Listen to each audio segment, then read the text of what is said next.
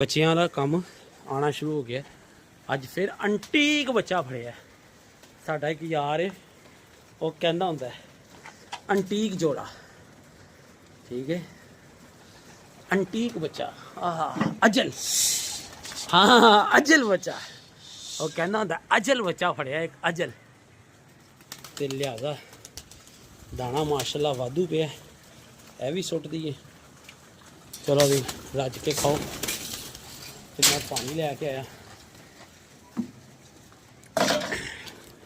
ਬਾਬਾ ਜੀ ਆ ਗਏ ਹੋ ਮੁਰਸ਼ਦ? ਜਸ਼ਾਂਦੇ ਆ ਬਾਲਟੀ 'ਚ ਪਾ ਦਿਓ। ਦੋ ਪਾ ਦਿਓ ਥੱਲੇ, ਤਿੰਨ ਪਾ ਦਿਓ ਉੱਤੇ, ਇੱਕ ਥੱਲੇ ਪਾ ਦਿਆਂਗੇ। ਭਾਜਨ ਬਿਹਤਰੀਨ ਨੁਕਸਾ ਜੀ ਜੁਸ਼ਾਂਦਾ।